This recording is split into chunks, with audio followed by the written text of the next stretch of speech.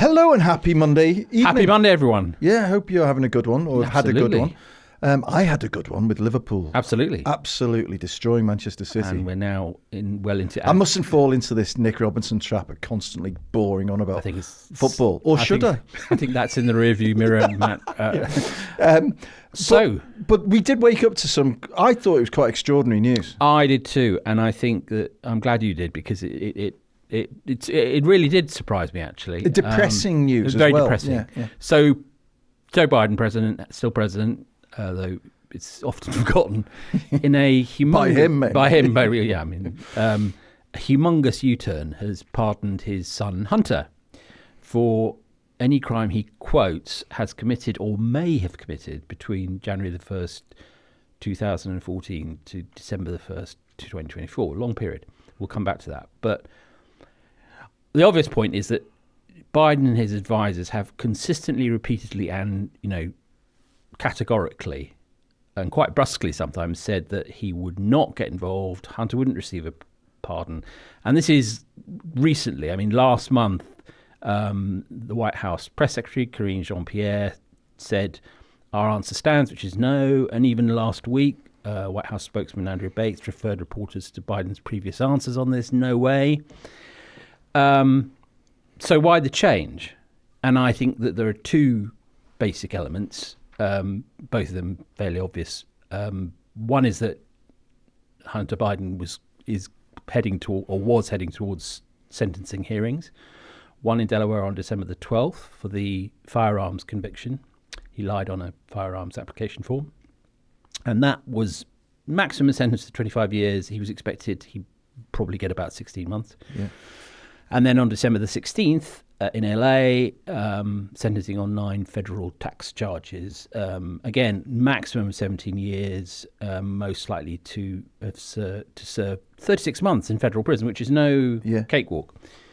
So I think obviously it's understandable on a human level, but I think it's pitiful as an act of capitulation. And a lot of people have been saying, well, wouldn't you do the same? Mm. And of course, I think we would, right? Well, the question, but that's why we can't be president of the United States. The question is, which father wouldn't do that for his son? And I'll tell you the answer to that is the president. The father, if he's the president and the highest arbiter of law and the symbol of justice in this country. Yes, if you take on that role, you pay a price. And the depressing thing about it, Matt, to me, is that it sets such a... I mean, the bar's already been lowered so far in this election, but it kind of lowers it even further now. Well, I mean, where both sides can now point to each other and say, well, you did that, we do this. Of course, and it's catnip to the Trump world.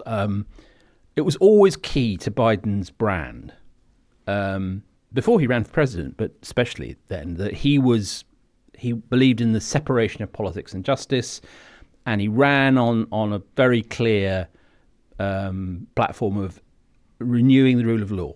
That was in 2020. That was key. And then, apropos of Hunter, he continually promised to stay above the fray. And as regards himself, Joe Biden Sr., to further make the point, his Attorney General Merrick Garland appointed a special counsel, Robert K. Hur, to look into allegations that President Biden had stolen classified documents when he was vice president. That reported in February. You might remember that Hur found it caused huge ructions because Hur found that essentially Biden was not fit for trial, which started I suppose, was continued the avalanche. Basically said he was a very nice old man, but not couldn't remember his faculties. But what was important and makes this more than just a sort of sentimental gesture is that the Democrats continually used their impartiality over Hunter as evidence that their Department of Justice was not in any way infected by politics. So when Trump screamed about the indictments, they would say, well, we are even-handed. Look, the president has been subjected to this investigation. His son is going through the legal system without any aid from his father. And that's completely turned it on its head. Yeah. And it gives carte blanche, doesn't it, to Trump really to do as he chooses with this. And he's going to pardon all sorts of nefarious characters, isn't he? The sentencing hearings were coming towards the Biden family like a 18-wheel truck. But the other obvious point is that Trump won. Yeah. And now he's assembling, and I mean, this is extremely important, I think, a justice apparat that is going to be fully MAGA, fully weaponized. So he lost Matt Gaetz as Attorney General, but he's replaced Matt Gaetz with Pam Bondi, who's very MAGA, very loyalist. He is proposing that a maniac called Kash Patel should be director of the FBI. Kash Patel is literally the worst suited person in the world to be head of the FBI. I mean, he's just a total devotee of Trump. He will do whatever Trump says. And further down the chain, Trump has put in his personal lawyers, Todd Blanche and Emile Bove, as deputy and number 3 at the Justice Department. So, the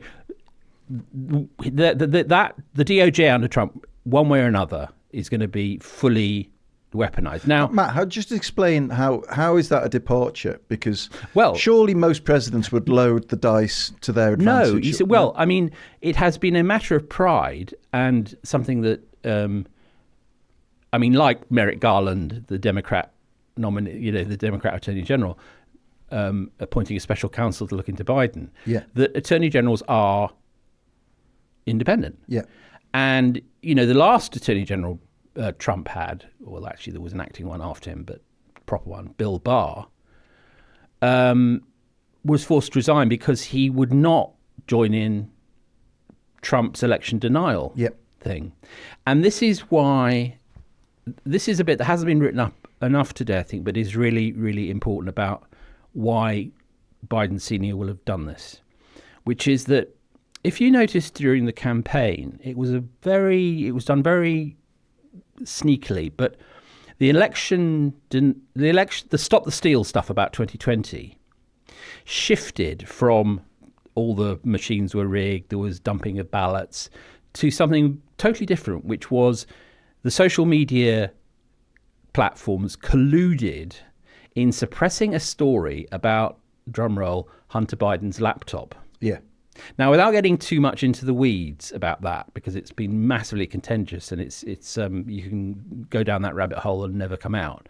The point about the laptop was that it contained emails and texts which appeared to suggest that Hunter Biden, particularly in Ukraine, had been influence peddling using his father's influence when he was vice president. Yeah. And so the claim, there's absolutely no doubt the Trump administration will go back, they've said they would, into 2020. And they're undoubtedly going to subpoena the laptop and how social media platforms were allegedly pressured by the FBI and CIA. Yeah. And claim that the 2020 election was as a consequence invalid. Now, I think that's nonsense, but the reason I mention it is what Biden Sr. was facing was the certainty that even in prison, his son would be hauled out and subjected to, a kind of auto da fe, And this pardon puts him beyond the reach of all of that. Well, again, you have to be a bit careful, because I looked into this, and when you've been pardoned, you can't take the Fifth Amendment and say that you are incriminating yourself. You risk incriminating yourself. Right. So he can't be prosecuted, but he can be cross-examined. Right. So he's not totally out the woods. I mean, what this spares Hunter Biden, who is, an addict and has had for all his mistakes and errors, has had a very rocky ride. It spares him jail. Yeah. But it is interesting that the period that Biden specifies as, he preempts. This is not pardoning for past convictions. This is preempting subsequent prosecutions. Yes, goes back to when Hunter Biden was put on the board of this company, Burisma, in Ukraine. So obviously he's covering everything. Yeah, he's not getting any younger. No. Joe Biden, no, he's 82 now, and he's obviously thinking, when I'm gone, I don't know how long MAGA's going to go on for. I need the boy to be But still, you're right. But I wonder if, and obviously I'm no US legal expert, but if he can't take the fifth and he is open to cross-examination and he perjures himself, this could still end up in a criminal. That's a very good question. And one of the problems with this is that the precedent on the legal precedents on pardons are very shallow. Yeah, well, I was going to ask you. I mean, the most famous presidential pardon is, of course, Richard Nixon. Yes, but there has been a subsequent history. Oh, there have always been pardons. They're all pardoning donors, aren't they? Yes, I mean, it's a terrible misuse of the history of pardons is really interesting. So, 101. Article 2 of the U.S. Constitution includes the power of presidents to pardon, which is sort of weird. Yeah. Number 2. Why? Well, because when America was the birth of America, it was an incredibly young and fractious country, and it was often required and necessary for presidents to essentially issue amnesties to dissidents or rebels, and classically in the Civil War, right? After the Civil War, Andrew Jackson pardoned a lot of Confederates, right? Just to move us all on. Well, it's like Truth and Reconciliation or amnesties. Yes. Because at that point, America was, a Wild West country, and would it survive? I mean, when the Declaration of Independence was passed, the idea that we'd be here and it would be the world's only hyperpower, that would have seemed ridiculous. So that's what the pardon was for. And since then, it's become basically an instrument of patronage. Now, there have been some family members pardoned. Famously, Bill Clinton pardoned his half-brother Roger. Yeah. And Trump pardoned his son-in-law Jared Kushner's father, Charles, who's just been made ambassador to Paris. Always a comeback. But they both Roger Clinton and Charles Kushner had served their jail time. Yeah. So it was effectively clearing their names rather than... Now, what's interesting about this one is that he is saying you can't get Hunter. And going back to what you said, this is consequential. A lot of the debate on social media has been, but Trump is worse. Yeah, of course he's worse.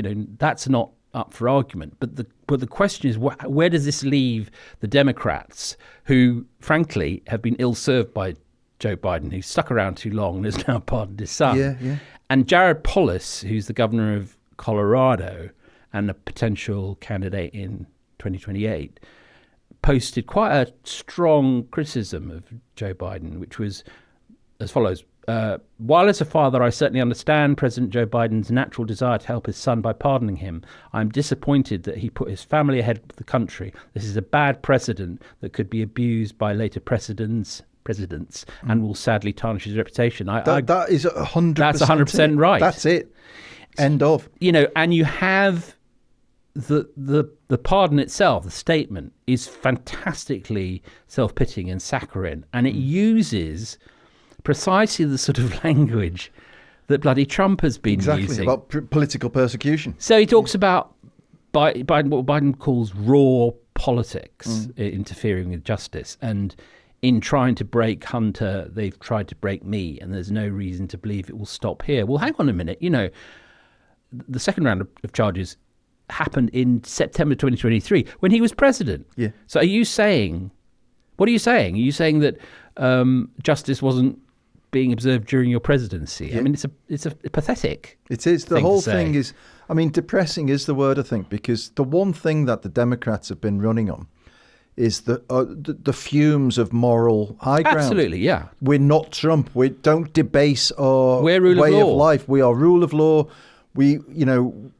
And if you let this guy in, he'll pardon himself. He'll diminish all of this. He'll literally use the pardon rules to bad effect and get himself off the hook. And that's now exactly what we've seen Biden do. So Trump immediately posted, and this shows that Trump is not an idiot. He's many things. He's a wicked man, but he's not an idiot. He says, does the pardon given by Joe to Hunter include the J6, January the 6th, hostages who have now been imprisoned for years?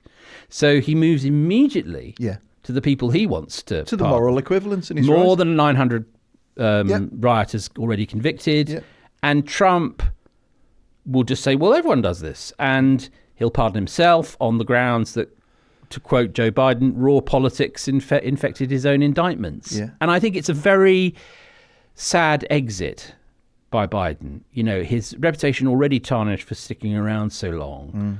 But this, it can see that, I suppose what I mean is it's a massive concession to the amorality of Trump.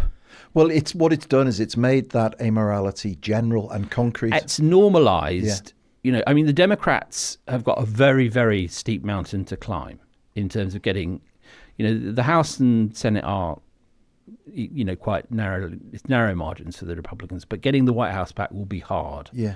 And to do that, they're going to have to differentiate themselves from Trump. Now, it's clear that Trump is about to embark upon a unprecedented revenge tour using his lackeys in the Department of Justice. And the Democrats have just lost 50% of their firepower in attacking that. Because if they say, why are you coming after the media, or why are you coming after this politician? He'll say, well, you know, raw politics. Yeah. Also, the other question that we haven't touched on is the effect on Hunter Biden.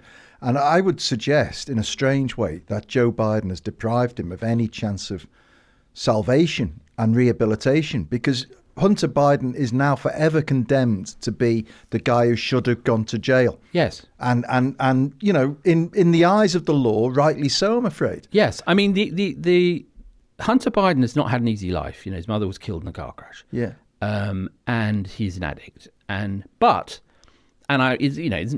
minimum, his businesses have been dodgy. But he also, those businesses, at many points in his father's career, subsidized the whole family. Yeah. So his point was, well, hang on, you know, what about me? Yeah. I think you're right. I think that the best thing that could have happened to Hunter Biden, and this is not a nice thing to say, but would have been that he would go to the slammer for a short while. Yeah. And I reckon, actually, the sentencing, given the fact that neither of the convictions are really serious, let's say a year and a half with good behaviour, he comes out and he's done his porridge, and you know he has to start again, but he doesn't have that. You're right. He doesn't have that stigma. There's no opportunity now in his personal narrative arc, in his life story. He's got no opportunity now to come back. Yeah. From a disgrace. Yes. You know, he's now forever disgraced. He is forever disgraced, and forever the prison. I mean, you know, I don't know what physical shape his father's in. Yeah. But when his father's gone, he will remain captive to that legacy, which will not be a happy one. Well, he's got a double dose of shame to live with now. He does. His own shame and the proxy shame that his father's just bestowed upon him. And I really can't believe, actually, I mean, that Biden has been so stupid. Yeah. Because what's coming after January the 20th, it won't be exactly as we predict, and not all of the bad things that we fear will come to pass, because Trump never does. He's so... Yeah. You know, capricious and all over the place. But a lot of bad things are going to happen. This time, you know, the team we're seeing being lined up is very different to 2016, 17. Do you know what the best thing could have been, right? And this is probably fanciful, but it's not beyond the realms of possibility, is for Biden in private, in his conversations with Trump, to have said to him, look, you're going to pardon these guys, whatever, right? For the sake of America, for the sake of moving on, promise me to pardon my son as well. In the that deal. Would have been a totally different. And then there will then at least be a sense of non-partisan moving forward. Yeah. And my boy won't have to go to jail, and your guys will get out. The problem is that I mean, Trump is so ruthless and so and crucially vindictive. Yeah. That crushing Hunter. Has become an almost obsessive, and I think that's partly what. But it may have appealed, you know, like it might have appealed, like Gladiator, with Commodus. Commodus's thumb up or down. Yes, may have appealed to the imperial nature of him. It might. I mean, I think that to be honest with you, probably not, because I think that, as I said, I think the laptop malarkey is going to be absolutely central to their insane attempt all these years on to prove that 2020 was still stolen. Yeah. But it's interesting because it's an underreported aspect of the slipperiness of Trump, which is that he's really dumped the stolen ballot stuff. It's all now, collusion to suppress this big story. Well, mate, this is a key characteristic of how people like Trump operate. Yeah. We've seen it in the UK with Farage, and we've seen them not just move goalposts, but move stadiums. Exactly. When it comes to what are we actually arguing about. Yeah, exactly. But they move to wherever the juice is with alacrity. And I think they've got the message that they're never going to be able to prove, to put it mildly, that there were loads and loads of votes stolen. Yeah. But they might be able to argue that the deep state suppressed this story about the laptop from hell, and it's just theatre. And it's also, it pre-depends upon people's absolute minuscule attention span and inability to remember what happened a month ago. I mean, what's interesting, and there have been multiple focus groups on this, is that no one knows really the story of Hunter Biden's laptop, right?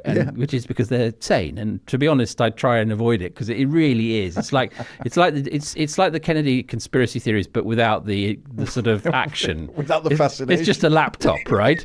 But they know it's something, and they know it's something bad. It's the second. It was Charlie Brooks's laptop. It was the most famous laptop when the police came calling to see if about phone hacking at News UK, wasn't it? He was down in the basement of his car park flat. That's right. Threw his laptop away. That's right. Not because it was littered with phone hacking info, but there was loads of porn on it. Apparently, I think that and madly, I think that what happened was that Hunter Biden was this was before he got sober, and just dropped this laptop off at a shop in Wilmington, Delaware, not realizing that the guy who owned it, who then claimed to be legally blind when he wasn't certain it was Hunter Biden, which is a brilliant twist, would then get it to people like Giuliani and Steve Bannon, and it's a murky tale that can be.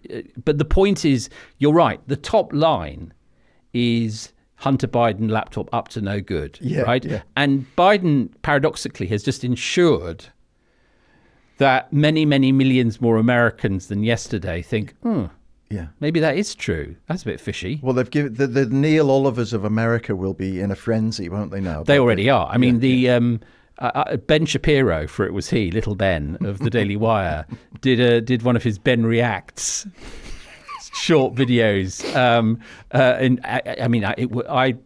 He really did look like he might spontaneously combust. This is literally happening. God. Well, talking about hot reactions and implosions, let's come back after a very short break and talk about Gregg Wallace. For it was he. For it was he.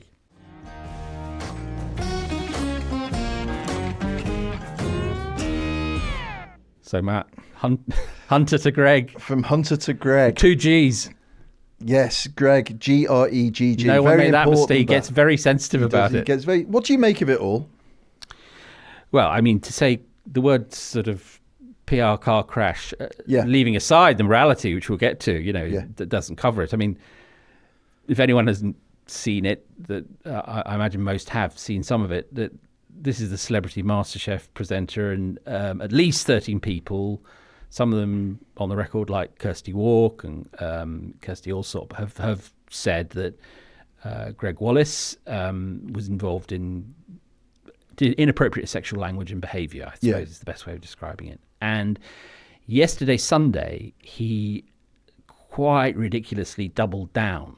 Massively so. Yeah. And said that this was coming from, quotes, middle-class women of a certain age. Yeah. With a sort of totally objectionable implication that he was only using ordinary working-class humour, as though working-class people have lower standards of propriety. I mean, come on. Now, just as we came, I think about 15 minutes ago as we were recording, he's issued an apology for that now. Yes. And it's quite, have you seen it? I have. It's quite, right. So from my point of view, it feels sincere. He says, my head was in a really bad space. Yeah. He Probably best to stay off social media then, mate. Well, exactly. Yes, exactly. But I can, and we should talk. Obviously, the guy has been a complete twat in a lot of circumstances and has acted like a dickhead in front of women and been creepy and all of this. At minimum. At minimum.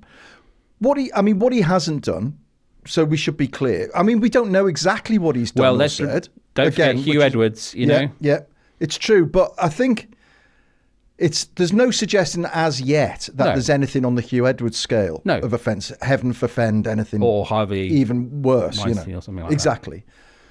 From what I've picked up, he has been leery and bawdy and made women feel very uncomfortable. And rushed into a room with a sock over his genitals. Yeah, so weird, horrible stuff. Kind of undesirable from a TV presenter. But it did remind me of a lot of behaviour in newsrooms in the 90s, of course, and before, and I'm sure it's kind of still going on up until recently in TV studios.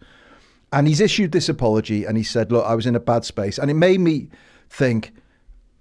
I can empathise with the sense of personal panic a guy would feel, or anyone in that situation would feel, under that kind of onslaught suddenly of the world turning against him, and he said he felt alone and under siege. And I get that. But here's the thing: is that it's not suddenly. I mean, the history of this is yet another example of how what happens in these cases is that the suits, in this case the BBC, keep a lid on it until they don't. And then they turn on the quotes talent. So. 2017, radio host Asma Mir said that she complained to the production company about comments Wallace had made. And then in 2018, Wallace received a warning from BBC bosses after two women said that he'd made them feel uncomfortable with disgusting, quote, sexual jokes. And the broadcaster said there was a formal human resources investigation, which concluded that many aspects of Wallace's behaviour were both unacceptable and unprofessional. Okay. And then 2022, a letter containing more allegations was sent to the BBC, but there wasn't apparently an investigation. So what I'm saying is that this has been going on for quite a while. And this is where we get to why we're at this very sort of unfinished position in culture, which is Me Too started in 2017 because the system wasn't working, either legally or just as often inside businesses and firms and organisations and government. The procedures weren't delivering. And women finally felt forced, because of that failure, to use media and social media to blow the whistle on perpetrators. And their point was not, mob rule, vigilantism. It was, this is the only way we can do it. What do you expect? Someone put it nice. I can't remember who it was, but somebody I follow on Facebook, I think, said, the thing is that it's middle-class women of a certain age are no longer afraid to speak out now. And that's what's happening. Yes. I mean, the other thing that is striking is that it's taken up so much conversation and news attention. A mate of mine pointed out that it was the number one item on the BBC News channel. The number two was the civil war in Syria and the potential overthrow of Bashar al-Assad. Now, you can argue all day long about the relative merits of something. But I do wonder whether what we need, what's lacking here, and why there's ambiguity about whether Gregg Wallace deserves this, pillaring, is that there's the ambiguity in the offences as alleged. And what my question is what do you mean by ambiguity? Well, so when Kirsty Walk says, and I have absolutely no question that I would put my money 100% on Kirsty Walk and her judgment in any regard. But when she says sexualized jokes, right. Well, I don't know what that means precisely. I know it's bad. Well, I know can it's tell bad you, for her, but here's my response to it, which is I was thinking about this morning, and I don't think what would Jesus do. I think what would Matt Kelly do, right? And no, because I thought, okay, we're a small company, the New European, right? But if anyone did any of these things, right, you would come down on them like a ton of bricks. And, But Matt, that is precisely because, and thank you for saying that. No, but you just would. I know. And I think that's probably, I mean, that's not to my great credit. But I think that's probably sensible. But we have both existed in newsrooms where this kind of behaviour, not only would it have been seen as sort of an anomaly, it was bloody normal. Yeah.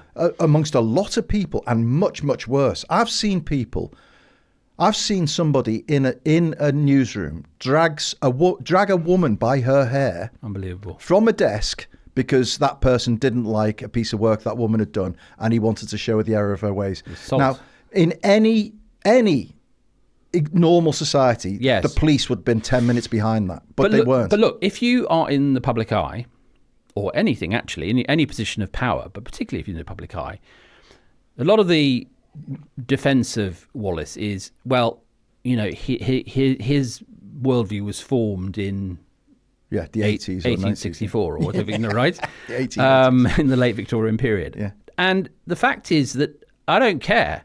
I mean, everyone has a duty to adapt and adopt the evolving principles of the time.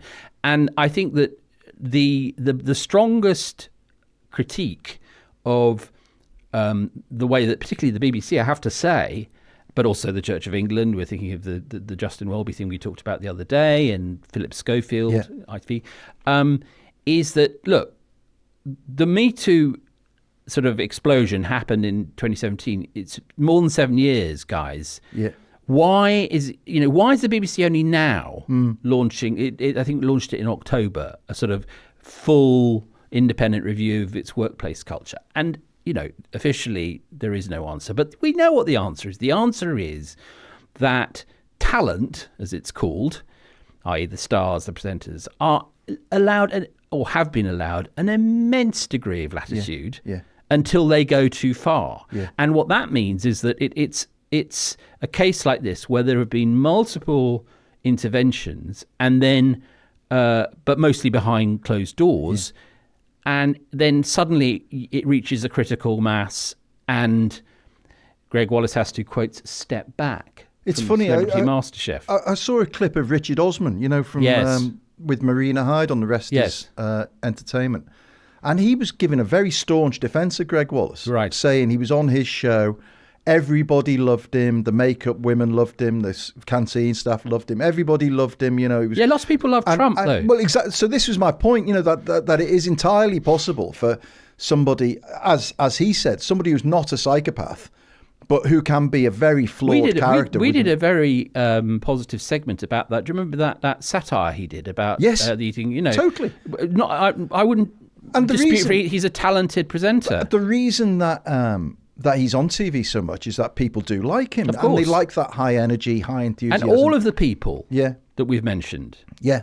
Including, and this is a very controversial thing to say, but including Harvey Weinstein. Mm-hmm. Because one of the things that gets forgotten about Harvey Weinstein is that he was a hugely beloved figure. He was people were scared of him. Yeah. But, he started a lot of careers, Which is how he got away with it. Which is how he got away with it. Now, of course, now everyone hates him, and rightly so. But being charismatic and charming and disarming and good at your job is not enough to justify this sort of behaviour. And what I think we haven't got anywhere close to is what I would call a sort of jurisprudence of how to handle this, which is, obviously, this is on a different scale to Harvey Weinstein, right? And Hugh Edwards. I mean, it's not the same.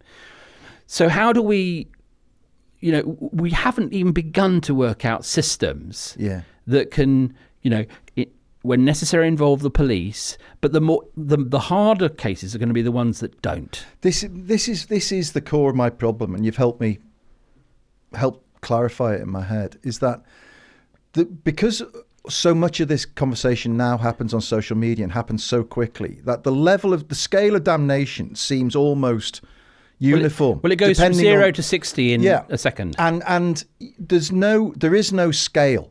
It seems for a lot of people, and especially when it's somebody who is a sort of controversial, gobby character, who clearly a lot of people think's a twat anyway, and then suddenly that's what couldn't everybody see? He's like that. He's one of them, and then the cancellation.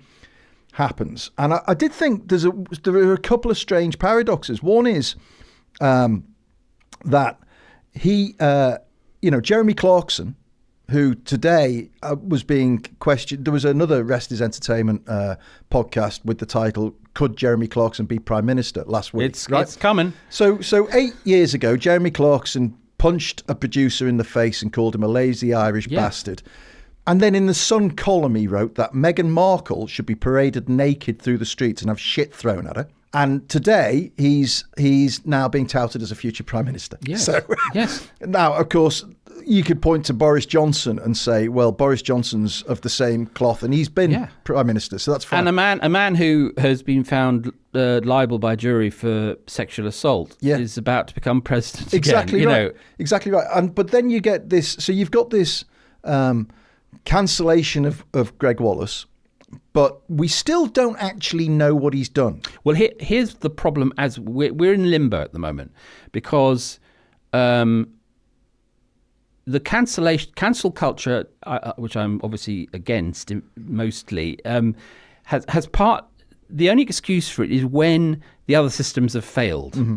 And that's what's happening here, is that you have people saying, look, what do we got to do to get you to take notice of this guy? Yeah. And in the end, you have to go to the nuclear option, which often, by the way, involves a great deal of courage on behalf of women to come forward and say, either anonymously or, in person, he was out of order. Yeah. And then there's a kind of, as you say, a surge of ferocity. But what really isn't clear is what's the scale?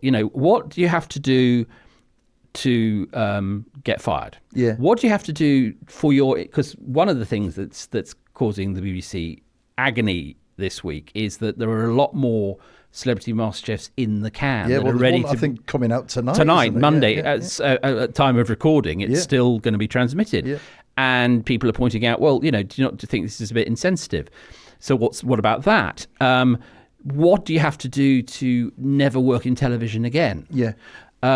These are, in a sense, criminal cases. They're not easy because, the proof of as the appalling conviction rate for rapes shows, it's extremely difficult to get a rape case over the line or a sexual assault case over the line. But at least there's a sort of legal hinterland there. People know, what the standards are and what they have to reach in prosecution.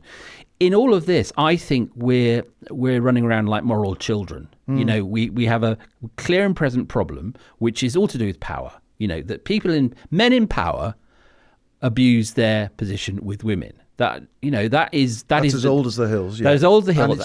And it's changing. And rightly so. Yeah. So step two after the, and it's quite a long time has elapsed since the problem was sort of globally recognised, is to kind of say, right, now, I think HR departments at organisations of the scale of the BBC shouldn't be floundering. They should have an absolutely straightforward... Yeah. This work should have been done 5 years ago. Why is it any different to the doorman, right? The security guard at the BBC car park, telling somebody a disgusting, offensive sexual joke. If you asked Tim Davie, the Director General of the BBC, he would say there is no difference, right? But there is. The difference is that talented people, and talented people who are TV presenters and stars are often very odd people, and they're very rare. Oh, right. So Lorraine Heggessy was on one of the radio programs. I think it was the Today program, and she was saying, she made the same point, but she said, but they're not that rare.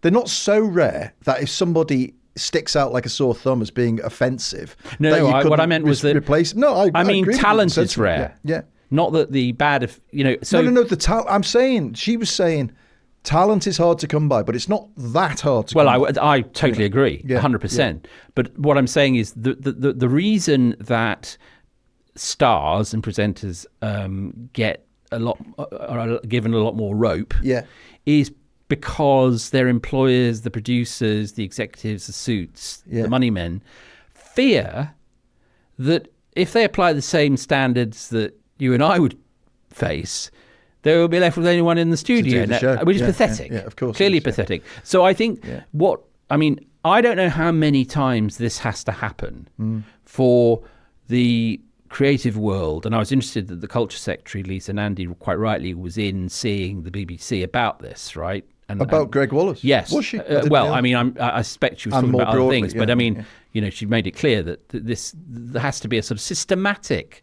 approach to this, because at the moment it's entirely media driven. Yeah. As you say, this will spike for probably 3 or 4 more days. I don't know. Yeah. And then it will disappear. And it will. Except, Matt, I can bet your life. I'll bet your life, not mine. I'll bet your life.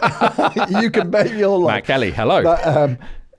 This will keep being resurrected. It'll transmute into a culture war. Yeah. Oh, yes, of course. Incident that will be, course. And it'll get pointed to. And Gregg Wallace, for all his faults, probably doesn't want to be in the middle of a culture war. But I'm sure he didn't. He will be held up as the martyr. Welcome to the 21st century. But I was on that note, and given what you rightly said about Nigel Farage moving the goalposts, right?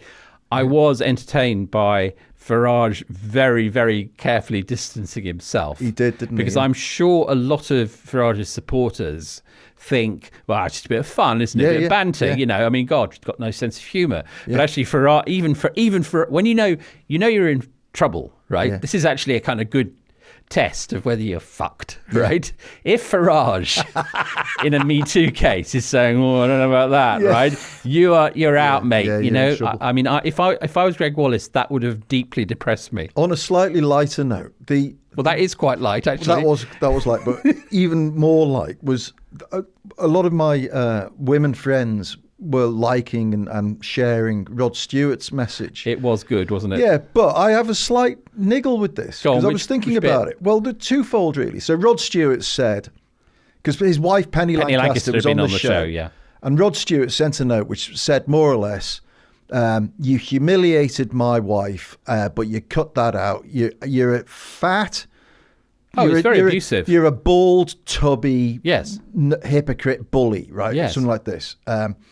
And karma's got you. Actually, he's lost a lot of weight. Right. He's not tubby anymore. But, Well, I've seen this topless photo of him so many times now with his Millwall badge on his chest. It's all a bit unbecoming. Distressing. But anyway, I feel like I've been abused now. Yes. But I did think, is Rod Stewart also guilty of this, of the same vein of talent can say what talent wants, which he's calling someone fat, bald, all of this. This is why pylons are so much less desirable than systems. Yeah. And we wouldn't be here if we had good systems. Right. But, going back to the Me Too point, what women asked in 2017 was, could you lot just fucking get your act together and stop doing this? And more to the point, put in place structures and systems that made it impossible for people to do it. Yeah. And we haven't. No. The other thing that this will go on until we do. The other thing I just thought, apropos nothing, but after his apology, the apology he's literally just made in the last half an hour, Father Tim J. Handley, who is a former BBC editor but is now the vicar of St. James in Paddington, said, an apology for any offence caused rather than one for the offence itself is not really an apology, Gregg Wallace.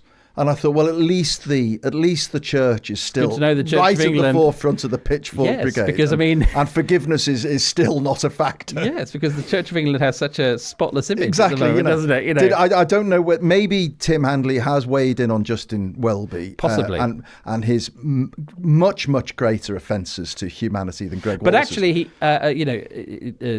it's ridiculous that any vicar of the Church of England right now should say anything on basically anything at all. Exactly. But it is interesting that one of the ways that people sneak round the original charges is by saying, well, I'm sorry if I caused offence, right? Yeah. And Gregg Wallace is very good at causing offence, it must be said. Yeah. I mean, the middle-aged, middle-class women line was immediately a hashtag on X. Yeah.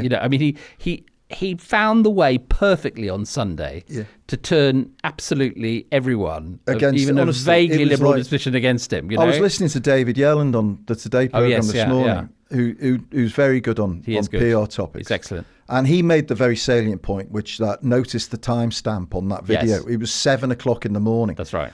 And again, now I don't want to be the guy held up as, oh, you're defending Gregg Wallace. But I have been in situations where I've been worried about something to the extent that I couldn't sleep all night. And I've arrived at dawn convinced my life is falling apart. And I've panicked and thought, my God, I've got to. Yes. And I can just see that But in that guy's. part of being a grown-up Yeah. is not... I mean, this is why social media has probably been a suboptimal arrival. Well, social media is not for grown-ups. It's a playground of nasty kids. But not saying anything on social media is so often the right answer. I know. And the problem for talent is that, they have, I think Gregg Wallace has got about 200,000 followers on Instagram. Yeah. So he's sitting there thinking, what I'm going to do is I'm going to circumvent all these puritanical bastards and appeal to my tribe, right? Sitting there at 7 a.m. But actually, that's the and God knows who's advising him. Probably nobody. No that was one. the point Yellen was making. No one at 7 in the morning. Why? You could do that, or you could shut the fuck up, right? And I think if he'd have spoken to somebody, shut the fuck up would have been great advice. I mean, famously in crisis management, the first thing you do is get some help. It doesn't have to be professional help, but people you trust. And almost invariably, the first thing they say is, right, off X, off Instagram, lay low, if necessary, move to another physical location. All the old points, but apparently he has felt disposed to take another chance. It was just such a dumb move, because whatever comes out, and when we find out the whole full story and all its gory details, which I think we should do at some point, because to condemn somebody without the full picture is wrong. Yeah. But whatever comes out, he has damned himself as sexist, misogynistic, stuck in the 80s. And maybe that is the end of it. Maybe that's what's going to be the end of his career. The sort of to sort of soar above it a little bit. The problem in all of this is that people say due process. But the problem is that due process has got a lousy name at the moment because it's not delivering due process to the victims. And I think that until it does, and it comes back a bit to what we were discussing in part one, but I think they are actually all connected, which is the rule of law is in a terrible place at the moment. And actually, if you're a liberal and you believe in progress and you believe in decency, along with free speech, the rule of law is kind of up there. But there is no law against telling shitty jokes. No, unfortunately. all right. But let me rephrase that. Then the rule of in employment situations, the absolute presumption of decency and the not turning a blind eyes, because there is a good chaps culture in television, and as you say, when we were coming up, probably was in the media too. Which turned a blind eye to all this. Well, that's just not sustainable anymore. And by the way, Matt, some of those, referring to bad behaviour in newsrooms in the 80s and 90s, well, a lot of those people, well, most of them, to my knowledge, learned how to modify their behaviour. And I'm not saying it's anybody other than Gregg Wallace's fault. Yeah. But if, for instance, there has been this procession of complaints, which there clearly has been, over a period of time, and nobody from the BBC has really taken him to task and said, you're suspended or you're taking an enforced break until you need to go and speak to and understand why your behaviour is so abysmal to women and to some men as well. I think there's men in the complaints as well. Then he and the BBC and the production company are all complicit in the same offence, is what I would say. And for the target to laser on him alone would be as much of a mistake as it would be let me give you a personal example of this, right? Which was some years ago. I was up for a job, right, at a big organisation that I think I'll not mention the name of, and I got down to quite a lot, last 2 or 3. Was it to run CNN? It wasn't to run CNN. No, I don't. No, that's for Mark Thompson. I'm not in that. But they asked me and I had a list of things I suggested. And one of the things I suggested was that this organisation have a full-time officer devoted to this kind of thing. So that there was a place for people who felt affected by this to, to go to. Yeah. Because it was clear, without revealing too much, that there was a problem there, right? Yeah. And the room went very cold. Right. And I thought you're one of them. I thought, exactly. It was it was very, very amicable, and when you got on all this, and it was a very interesting, albeit anecdotal experience, because I thought, that is interesting, and I wasn't expecting it, because I thought it's uncontroversial for a modern organisation to have someone dedicated to this kind of thing, and welfare in general. But the idea that having a new member of staff to oversee that was somehow intrusive and dangerous, and an overreaction, and pandering to the woke mob. Right, it was very instructive. Yeah. Last question: do you think Andrew Neil was on in his inimitable style on Twitter saying, up until this morning, I'd never heard of Gregg Wallace. Yeah. But his career is over. Yes. Is it? Well, is his career over? Not Andrew Neil's, Gregg Wallace's. We know Andrew Neil's is over. Well, I mean, I would imagine so. Yeah. And we'll see what the, no doubt, multiple, because, you can be sure that the BBC and production company inquiries will just be the start. Yeah. I'd be very surprised if, will he, in 2 or 3 years, be eating kangaroo bollocks in the jungle? God, yeah. Almost certainly. Almost with Matt Hancock, or the nearest equivalent, then quite possibly, right? I think, look, it's entirely possible that after a few years have passed, we might see him degrading himself on reality TV shows, but I'd be very surprised if he's allowed to rampage through the kitchens of the nation. We'll see. He may well be, as a la Clarkson, being touted as the next Prime Minister. Or, who knows? Because he doesn't know who he is and he's the way he is, Biden might pardon him. He might do. There was a great little meme on Twitter with a picture of Trump on the phone, and the speech bubble said, "Find out who Gregg Wallace is and offer him a job." My older son said this morning that he was impressed that Joe Biden knew who Hunter Biden was, which I thought was a very good line. Right. Well, anyway, thank you for listening to us on this fine Monday evening. Quite serious stuff this week. It was serious, wasn't it? We'll be back on, when are we back? Back Friday. Back Friday with some japes. With some japes as stuff. Advent marches on. And don't forget to subscribe to The New European, which is what underwrites the production of this podcast. So, if you do like this, then chipping in will help. And the best way to do that is to subscribe to The New European. Go to theneweuropean.co.uk/2mats. And if you do that in the next few weeks, you will get a free copy of Alistair Campbell's 2024 diaries, which are exclusive to us. So that's the way to get them. Send in any questions and any feedback you've got to 2mats@tnepublishing.com. That's the number 2, MATTS, at tnepublishing.com. Thanks as ever to our production team at Rethink Audio, led by Ollie Peart. Get well soon, Matt Hill.